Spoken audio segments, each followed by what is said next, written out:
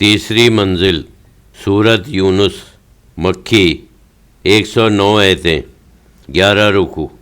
تیسری منزل کا پہلا سورہ ہے جو کتاب حکیم کے ذکر سے شروع ہوتا ہے۔ وہ کتاب یوں ایمان والوں کو انس میں لاتی ہے، ہر درد و غم میں ان کی مونس و غمخوار بنتی ہے، اور پیغمبر کی عظمتوں سے قلوب کو آشنا کر کے توحید کے رموز، باری تعالیٰ کے صفات اور انعامات سے نوازتی ہے۔ سورہ توبہ علیہ ایمان کے لیے رحمت ایزدی کا مزدہ لے کر آیا اور توحید باری تعالیٰ اور توکل پر ختم ہوا۔ یہ سورہ توحید کے مضامین کے ساتھ خاص ہے، وہ توحید جس کی لذت توبہ کے بعد کچھ اور ہی ہو جاتی ہے۔ اس سلسلے میں حضرت یونس علیہ السلام کی توبہ کا ذکر آتا ہے اور امت مسلمہ کو اس آیت کریمہ سے نوازا جاتا ہے جو ہر مشکل میں ان کی معاون بن جائے، ہمیشہ ہر حال میں ان کے لیے توبہ کی قبولیت کی ضامن ہو اور ان کے قلوب کو لذت توبہ سے سرشار کرے۔ یہ سورت آداب زندگی سکھاتا ہے اور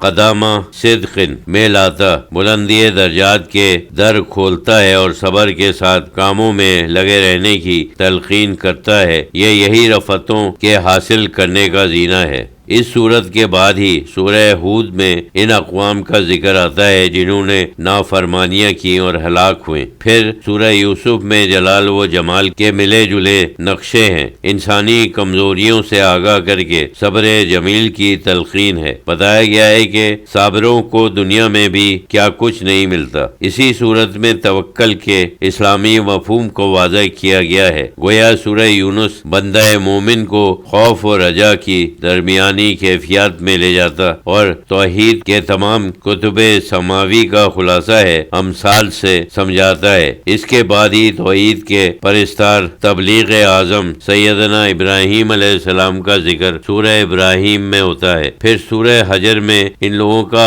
حال ہے جو اسی نام کی وادی میں رہتے تھے، جن کے دل بھی پتھر کی طرح سخت تھے، اور ان کی کیفیات کو واضح کر کے مومن کو ہدایت کی جاتی ہے کہ مرتے دم تک اپنے پروردگار کی عبادت میں مشغول رہے، کہ یہی مال زندگی ہے۔ اس کے بعد ہی مومن کو تنظیم سے زندگی بسر کرنے کے فوائد، وحی الہی پر قرار و قیام کی تعلیم ہے، اور سورہ تقوی اور احسان پر ختم ہوتا ہے تاکہ مرد مومن اس کا صلہ پائے، یہاں بھی اور وہاں بھی۔ سورہ ہجر اور سورہ نحل کی آخری 2 آیتیں سورہ بنی اسرائیل سے مربوط ہیں، جس کا ذکر آگے آئے گا۔ اس اجمال کی تفصیل منزل کی مختلف صورتوں کی ابتدا اور آیات کے ربط کے ساتھ ساتھ آتی رہے گی۔ گویا یہ تیسری منزل ان سے احسان تک لے جاتی ہے۔ غور طلب بات یہ ہے کہ اس منزل کی ہر صورت سوائے آخری صورت یعنی النحل کے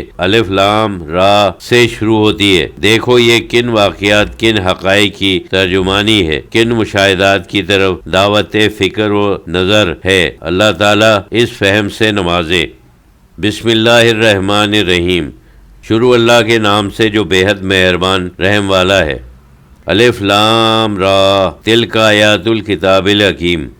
الف لام را حروف مقطعات میں سے ہیں جن کا ذکر گزر چکا ہے۔ یہ بڑی حکمت والی کتاب کی آیتیں ہیں جن کی صداقت اور حکمت سے کوئی عاقل انکار نہیں کر سکتا۔ یہ سالکان راہ حقیقت کے لیے نور ہدایت ہیں جو ان کو حقیقت الحقائق تک پہنچاتی ہیں۔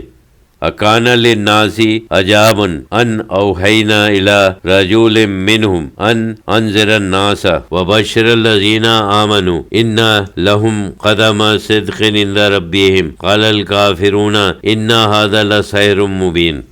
کیا لوگوں کو جو بھول میں پڑے ہوئے ہیں اس بات سے تعجب ہوا کہ ہم نے انہی یعنی بنی نوع انسان میں سے ایک مرد کامل پر وحی نازل کی کہ لوگوں کو بھولے ہوئوں کو عذاب الہی سے ڈرائے، اور ایمان والوں کو خوشخبری سنا دیجیے کہ ان کے پروردگار کے یہاں ان کا پایا سچا، ان کا مرتبہ بلند ہے۔ جس نبی پر ایمان لانے والے اصحاب کی بلندی درجات کا اندازہ نہیں کیا جا سکتا۔ اس نبی کے متعلق کافر کہتے ہیں کہ یہ تو سری جادوگر ہے۔ یہ کیسا جہل اور کیسی غفلت ہے۔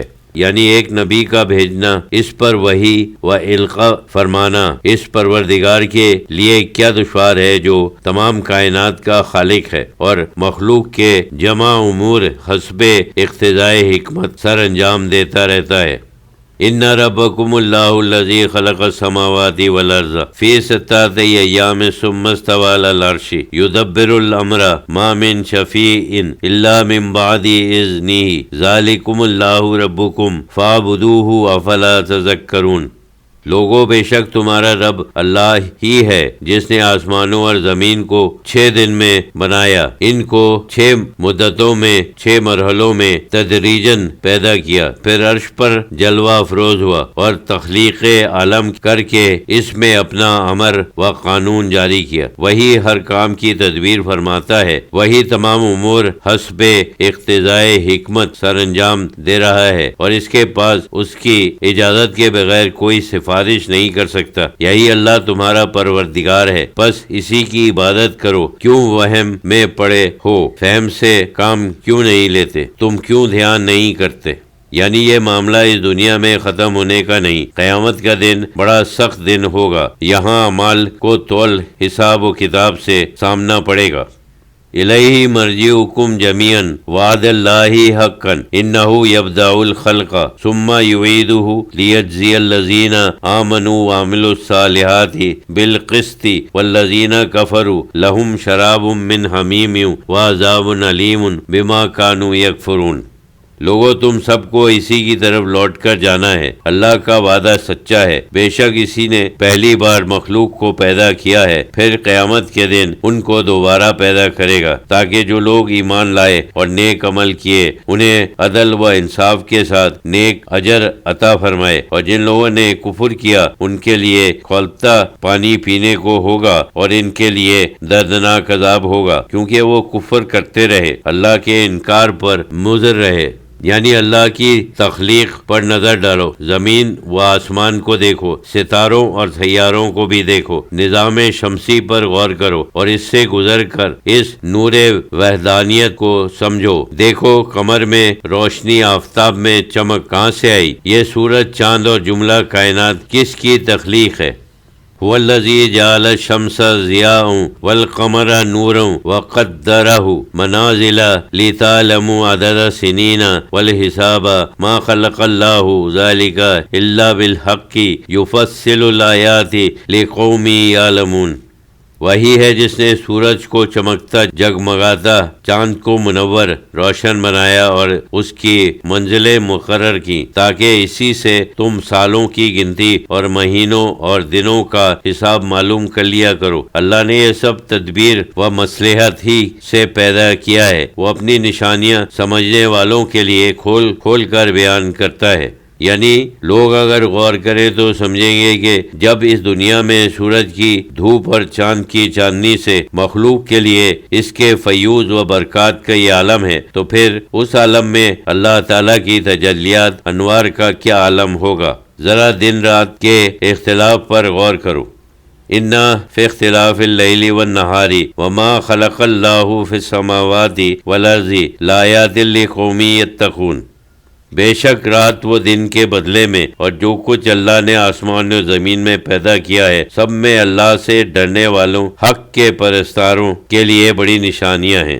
ان الذین لا یرجون لقاءنا ورضوا بالحیات الدنیا واطمأنوا بها والذین هم عن آیاتنا غافلون۔ البتہ جو لوگ ہم سے ملنے کی امید نہیں رکھتے اور اس دنیا کی زندگی پر خوش اور اسی پر مطمئن ہو گئے، اور وہ لوگ جو ہماری نشانیوں سے غافل ہو گئے اور مرکز تجلی سے ہٹ گئے، انہیں نظر ہی کیا آئے گا؟ جب دنیا میں رہ کر مرکز توجہ اللہ ہو تو اللہ ملے، جب دنیا سے دنیا ہی مطلوب ہو تو ایسوں کو کیا ملے گا؟ اولئک مأواہم النار بما کانوا یکسبون۔ ایسوں کا ٹھکانہ تو دوزخ کی آگ ہے، ان اعمال کے سبب جو وہ کیا کرتے تھے۔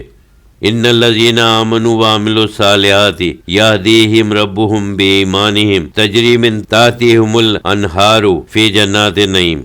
بے شک جو لوگ ایمان لائے اور نیک عمل کیے ان کا رب ان کو ان کے اعمال کے سبب ہدایت کرے گا، ان کو منزل مقصود تک پہنچا دے گا، ان کے محلوں کے نیچے نعمت کے باغوں میں نہریں بہتی ہوں گی، یہ وہ مقام ہوگا جہاں انہیں نعمت دیدار حاصل ہوگی۔ یعنی یہ اس کا حصہ ہے جنہوں نے ایمان، علم اور عمل سے اپنے قلوب کو منور کر لیا، ان کی مرادیں برآئیں۔ دعواہم فیہا سبحانک اللہم وتحیاتہم فیہا سلام وآخر دعواہم ان الحمدللہ رب العالمین۔ اس جنت نعیم میں ان کی دعا ہوگی، اے ہمارے اللہ تیری ذات پاک ہے، سبحان اللہم۔ ان کے ورد زبان ہوگا جو ان پر انعام کا ہر در کھول دے گا، اور وہاں بوقت ملاقات ان کی آپس کی دعا سلام ہوگا، اور آخری دعا اس کی یہی ہوگی کہ سب خوبی اللہ ہی کے لیے ہے جو سارے جہان کا پروردگار ہے، اور اس طرح وہ اللہ کا شکر ادا کرتے رہیں گے۔